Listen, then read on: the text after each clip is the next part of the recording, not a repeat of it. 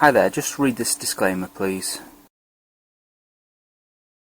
Can't remember when it was, but so capital gains tax, hey, being severely reduced next year and the year after. Well, let's see. Actually, I don't even know the details, to be honest. Let's see what it says. I think it's going down to £6,000 next year from April to April.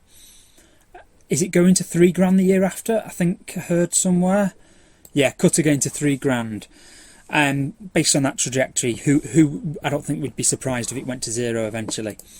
So this was never a worry for me. My current portfolio, I've got 119,000 in taxable general investment accounts. So having the 12, I think it was about £12,000 allowance was more than enough for me to never really worry about paying any capital gains tax on this 119,000. You know, I put I put 20,000. Well, I put 21,000 into a combination of the ISA and the LISA. I put 3,600 into my SIP.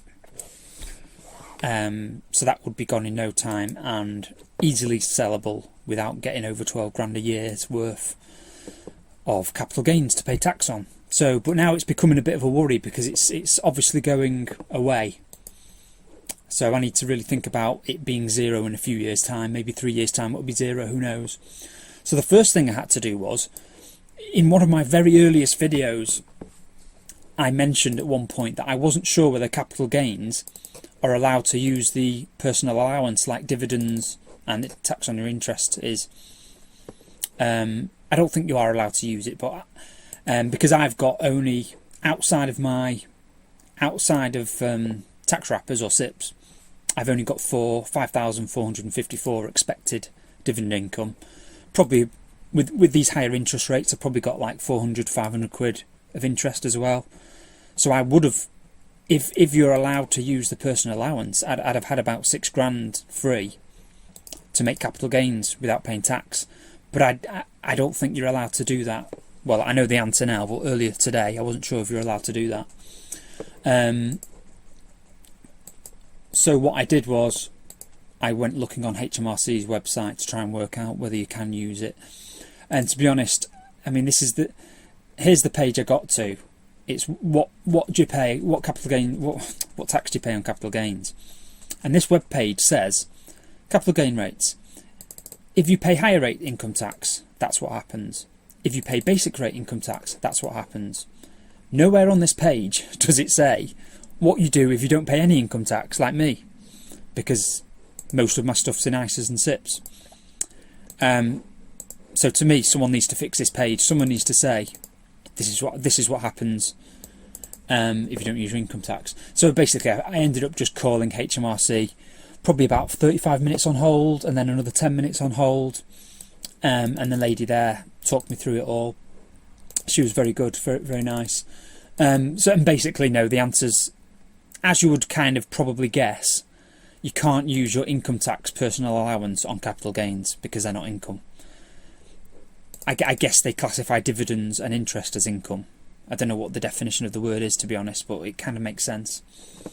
So no, you can't use it. So I do have something that I need to pay more attention to here to minimise my taxes. Something that wasn't a worry at all earlier is now a bit of a worry, because I was thinking this year, because the amount I've got in general investment accounts there is 119,000. I was thinking that I don't necessarily need to use up my full ISA allowance to get all of that in before my SIP starts paying out. But now I'm obviously changing my tune on that for sure. I'm definitely going to maximise my use my full ISA allowance now for sure. So I rang them. Now, one of the things this lady told me was, if you want to play around, you can go to, where did she tell me to go? That's the income. So here's the capital gains tax one. She said if you go to tax when you sell shares here, this just gives you kind of peace of mind that you've worked it out correctly. So because if you go there, it tells you about paying tax on shares. Oh no, this isn't the right page. Where is it? What you pay on it. Oh, work out your gain. If you click there, work out your gain, you can put in some hypothetical numbers just to check that you're understanding it properly. I think lower down, yeah, here we go, calculate capital gains tax. So I've done this already. I've put in some hypothetical info. So you put in the date you sold the shares. Did you sell the shares for less than they were worth to help the buyer? No. How much did you sell the shares for? I've put in 20 grand as a random number. How much did you pay in costs when you sold the shares? £5 to iWeb. Did you own the shares before 82? No. Did you inherit the shares? No. How much did you pay for the shares? Yeah, it's put a very low number, so there's a big capital gain there. Unrealistic, I know, but hey. How much did you pay in costs when you got the shares? Let's pay 150 stamp duty or something, I don't know. Random numbers pretty much. Are you claiming any capital gains tax losses from previous years? No. How much do you expect your income tax to be this tax year? I've put 6 grand in. Continue. How much is your personal allowance? I've put in the full amount because I'm not one of these people. And just check all the info. Click continue. And then it takes you through the numbers. So that's the total gain, 17,845. Take off the capital gains allowance, 12,300. And it gives you the gain of that.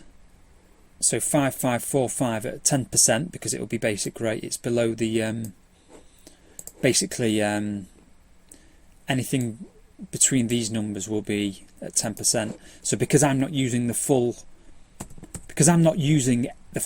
allowance, I should get the full band there of basic rate. So minus 12. Oh, what was it? 571. I should get about 37 plus grand's worth of capital gains before, well, actually, and then plus the capital gains allowance as well. So I'd get a lot at the lower rate of 10%. So as you can see there, it just kind of clarifies and confirms that you don't get to use your personal allowance on any of this excessive taxable gain. You get whatever the capital gains tax allowance is, which is 12,300 this year, and then you pay 10% on anything above it, regardless of not using your full personal allowance. So it just kind of confirms that lady was telling the truth. I've no reason not to believe her, but you know, humans are humans, and having this website tell me that what she said is correct gives me confidence, and I'm not going to end up wasting transactions, minimising my tax. So, having said that, let's see now let's see what kind of gains I've got at the moment. So here's my spreadsheet that kind of it tracks my buys and sells kind of for tax purposes really, because obviously this one takes no account of which account they're in and whether they're taxed or not. But this one has a separate line for each account. So there, Barclays in 2 different accounts, ISA and non-ISA. Basically, if there's nothing in brackets next to it, that means it's just in a normal taxable account. So I've put in the numbers from earlier this morning, the share prices here. All these red numbers now are from about maybe 2 hours ago, something like that. So if we just remove all the lines of the non-taxable accounts, so all the ISAs. Okay. So there, is that right? 119 grandish? Yeah, about 119 grand, which is consistent with that. So obviously things have gone up a touch since I typed in all those numbers. So you can see here's all my gains and my losses. So obviously if we add them all up here, I mean, obviously things are going to change though. I'm pretty much even. 46 quid out of all of that, I'm 46 quid up. So I mean, if things stay, it's hard to predict, isn't it? But I guess from now on, for this year, I've got 12 grand to use. Where are we now? I've got this written down somewhere, actually. I keep track of it here, capital gains for taxing purposes. I've only used 2,651 so far this year. So I've got another 9,000, what is that, 9,349-ish to use this tax year. So I really probably should basically go for the highest percentage up here, shouldn't I? That would be the most logical thing to do. whatever's the biggest percentage up, Henderson International Income, that should be really the thing that gets sold. Now, the problem is, this is one of the negatives of my choice of using investment trusts rather than unit trusts, if that's the right word. Because there's a spread, basically that's the big problem. I don't like selling. I try and make my sales outside of an ISA and buys inside, going from one thing to something different, and like boosting my income as that happens, is like a little rebalance. So I would be very hesitant just to sell Henderson International and then buy it again in the ISA. I'd rather take advantage of like using it as a rebalancing moment, because what I've got here is, this is something I got my eye on, had my eye on for like a few weeks now. Murray International has been doing really well for the past couple of years, and we're now in a position where Henderson International is actually yielding higher than Murray International. So in the back of my mind, I've got a sell. Basically, I'm thinking to myself, let's make it so that these two numbers are reversed, so that now Hint is overweight, Murray International is about 30 grand. That's what I'm thinking in the back of my head, because we do have where are we here? Because I do have Murray International that's outside of a tax wrapper as well. I've got plenty of Murray International to sell at a profit. It's not as big a profit as Henderson International though. So I mean, in an ideal world, it would be great if soon, at some point, maybe in the next few days, next couple of weeks, I could sell some Murray International, put it into Henderson International, so that these two positions are reversed. And then it'd be wonderful if from then on, for the rest of the year, for a few months, Henderson International outperformed Murray International, and these two numbers were reversed, and I could do the other switch. I could sell some Hint outside, buy some Murray International inside. So these are the kind of things I'm thinking about. But I mean, as things stand, each year, obviously next year I've still got 6 grand of capital gains I can use, so that's less of a problem. Year after I've got 3 grand. So I still think I'm going to be okay. It's just I'm going to have to be more diligent with my tax planning from now on, because of the recent statement. What was it called? It wasn't a budget, was it? What was it called? Autumn statement or something? I can't remember. It doesn't matter. Yeah, so just thought I'd give you a little update about what I'm thinking with regards to tax. The decision making will be different in future years, because up until now the best thing to sell would have been always, every year, whatever's done the best would have been the best decision, like tax wise.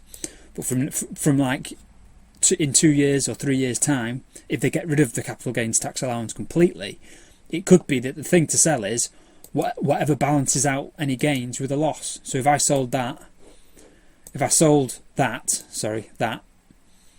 then maybe maybe also selling some of that would be the best thing to do to balance out any gains with losses each year. But you know, you can't predict how the share price is going to change though, can you? So it'll just be a moment to moment kind of decision making thing, to do my best to try and minimise any tax. Anyway, there we go. Little update for you. Anything else to say? Nothing else to say. Alright guys, thanks for tuning in. I'll see you next time. Bye bye.